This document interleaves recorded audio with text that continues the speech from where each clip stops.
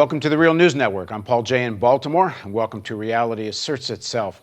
On Friday, the British government let it be known that they think that Glenn Greenwald's partner, David Miranda, when he brought documents that apparently are the several thousands of NSA-related leaked documents into the UK, that he was a terrorist.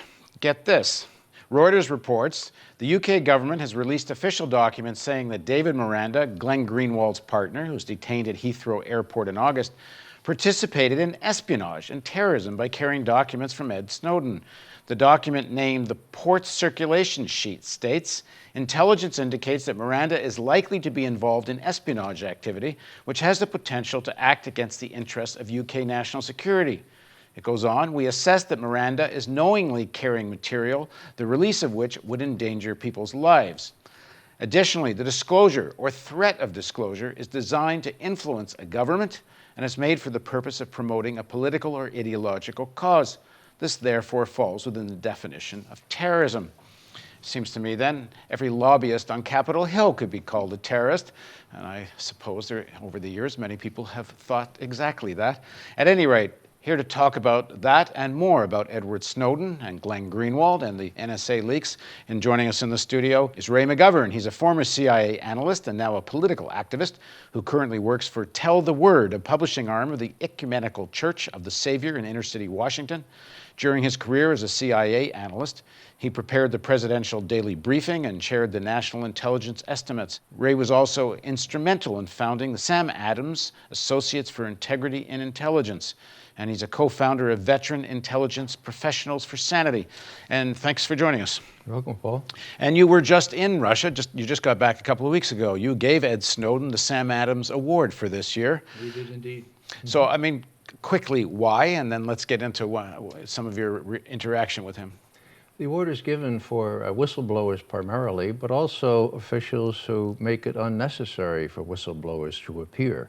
Our last award was in January for Thomas Finger, an Assistant Secretary of State, who did the honest estimate on Iran, which played a huge role in preventing war against Iran during Bush and Cheney's last year in office.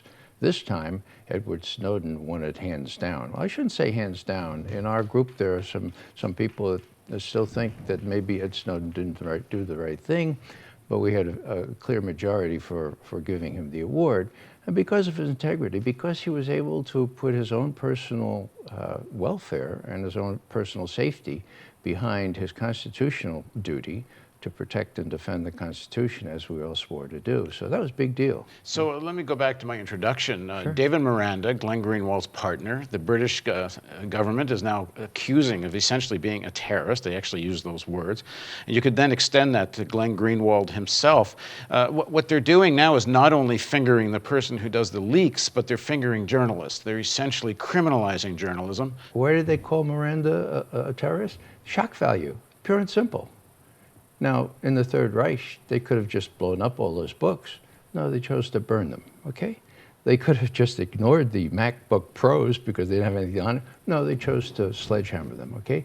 This is all a very draconian, sort of on steroids effort by the British government to go one better from the United States. They don't have a First Amendment. They can do what they want. If you use the word terrorist, you by implication say all of your constitutional legal protections and rights are now out the window, because once you're called a terrorist, we can do what we like with you. You had an exchange with Snowden when you were in Moscow. I'm assuming, was this Moscow? Do we know? It was Russia. Yeah. It was Russia, okay. Yeah. And there was another point where I said, Ed, are you aware that just 4 days ago, the former head of the CIA and NSA, Mike Hayden, said that you should be, hinted broadly, that you should be on the kill list, that the president... The words of Hayden were, I think there's another list I think you should be on. Yeah, he was referring to an award list, the European Award for the Sakharov Prize. Another list you should be on. Oh, everybody laughed. Washington Post held this cyber conference, okay? And within a second, Mike Rogers, head of the House Intelligence Committee, piped up and said, yeah, I think I can help you with that. No, not I think. I can help you with that, Mike. Now, this was not the meeting of the mafia or anything. This was the House Intelligence Committee chair supporting the notion that Ed Snowden should be assassinated on this list that Mike Hayden knows too much about. Okay, so I said to this, I said, are you aware of this? And he winced, I said, yeah. And then, I wanted to ask him, are you also aware that how much reassurance did you take from Eric Holder's official memorandum to his counterpart in Russia, saying that if they just give you up, that they wouldn't torture you or they wouldn't kill you?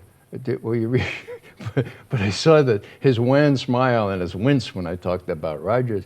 I didn't press it anymore. But that's what he faces. And when people say, well, wow, why didn't he go through channels, or why didn't he follow Drake's example? Well, they're on a different planet. What he did was effective, and the payoff, of course, was we said, Ed, we know you expressed your major concern when you left, when you were right in Hong Kong, that you would have sacrificed everything, everything really, and risked your own life, and nothing would happen. Are you happy now that something happened? And he smiled broadly and said, yeah, I'm happy now.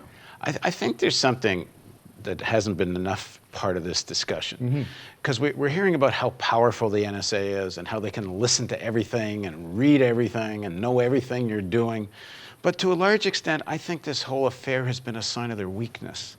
Some young guy who was a security guard to begin with, is able to walk away with all this stuff, expose what are some of the, not quite the crown jewels, but, very important secrets of the American state. It's a real...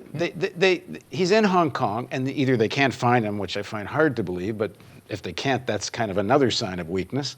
But in theory, they could have found him, but they actually couldn't get him because, one, the Americans can't just do anything they want anymore. Hong Kong is under is essentially part of China. You can't just go in and scoop somebody up if the Chinese don't agree with it.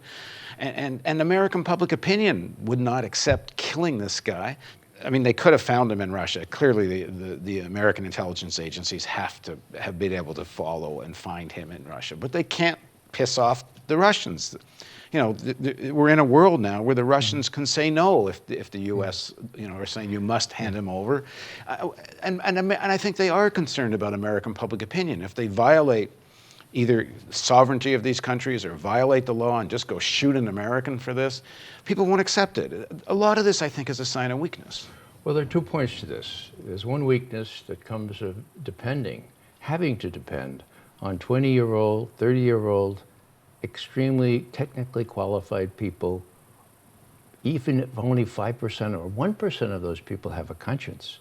And even if 1% takes seriously the oath we all take to support and defend the Constitution of the United States against all enemies, which includes the Fourth Amendment, by the way, against unreasonable searches and seizures, that amendment, I keep repeating, people don't realize, you cannot have these searches or seizures without probable cause, without a warrant, and without the particulars of each search or seizure being spelled out in that warrant. There is no way that what NSA is doing internally in this country can be square with that amendment. So here's Snowden, and here are these other young people saying, this is bad.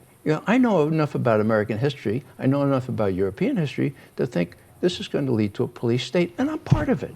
And that's precisely what he said. Now, as far as finding Snowden, the NSA is not all powerful. You're right about that.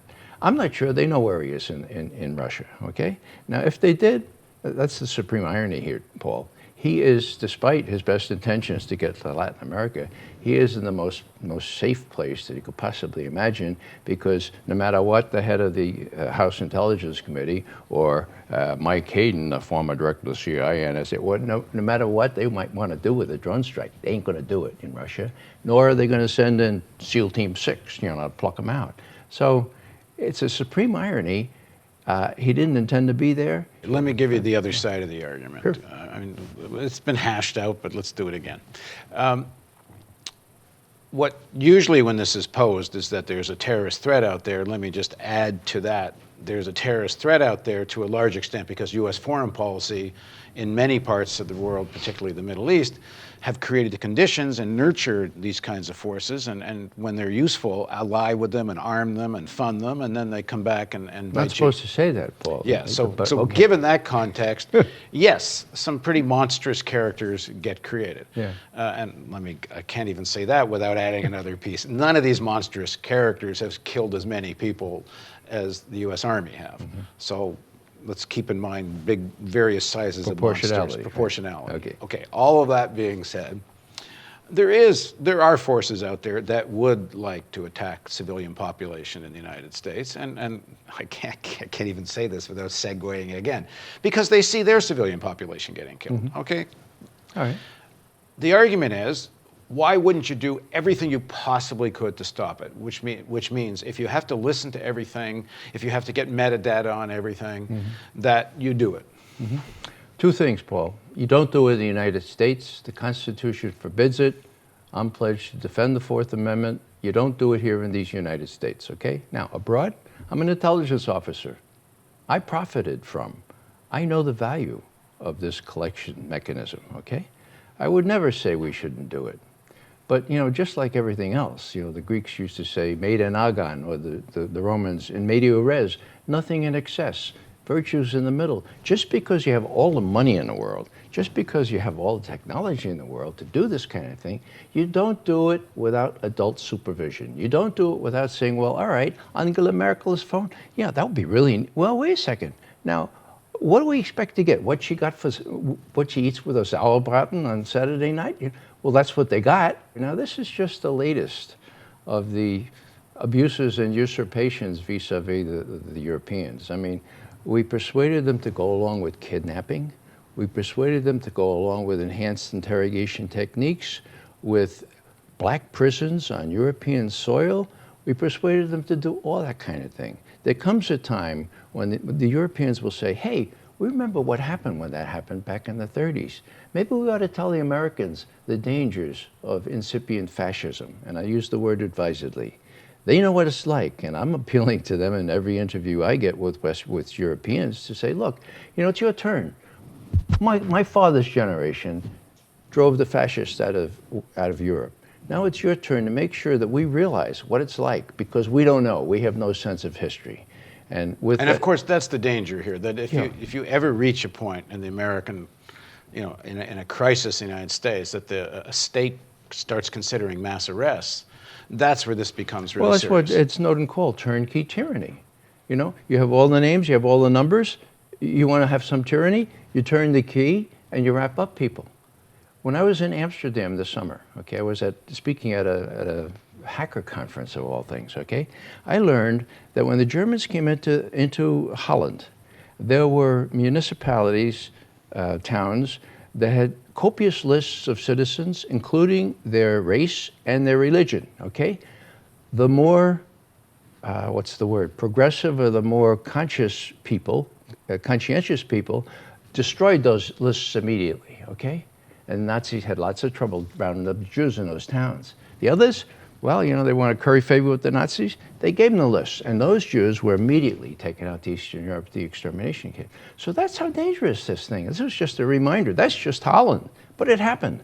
And so we need to realize that, and we don't really teach that in the history books, and we're getting very close, in my view, to a situation where we have the corporations, the government, the media, the national security apparatus, who else? So the Congress. They're all kind of enmeshed in this complicit destruction of our Constitution. And when they say it's legal to do this stuff, it was legal to do all that stuff once Hitler took over and defied the German Constitution. There was a German Constitution in those days. So it may apparently be legal, but there are millions of us that, like me, took a solemn oath to support and defend the Constitution of the United States against all enemies, foreign and domestic, and we mean to do that. I think there's an increasing consciousness that this needs to be done before it's too late. I mentioned at the beginning that Glenn Greenwald's partner who had been called a terrorist in the UK, And Glenn makes a very important point in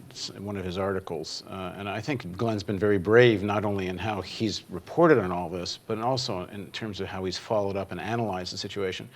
But how much of a recent poll that came out a couple of months ago shows now that a majority of Americans think that the government's going too far in terms of invading people's privacy. About the same number think that Snowden's a whistleblower and deserves protection, as think he's a traitor. But Greenwald has pointed out that people that identify as moderate or conservative Democrats actually support the NSA more than many Republicans and certain libertarians and liberal Democrats. But it's the core base of Obama supporters who have been the most vigorous in supporting the NSA and President Obama on all this intelligence gathering. And what do you make of this kind of specific role that Obama and that section of the Democratic Party has played in helping get kind of liberal opinion that in theory would have been against all this on board? It's unconscionable, and it's real, okay? I've learned a lot over the last decade, and that is politics overcomes all other considerations.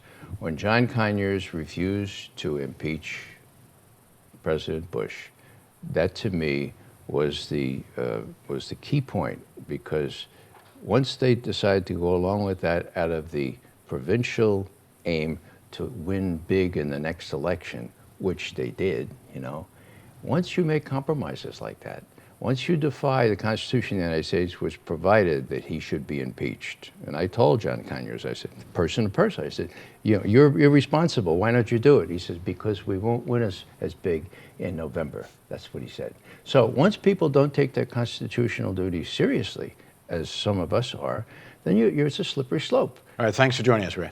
Most welcome, Paul. And join us for part 2 of our discussion with Ray, where we're going to pick up on the issue of the whole philosophical, ideological basis of U.S. foreign policy. Can you have a foreign policy as such and have constitutional rights at home? Please join us for the next part of our series of interviews with Ray McGovern on Reality Asserts Itself on the Real News Network.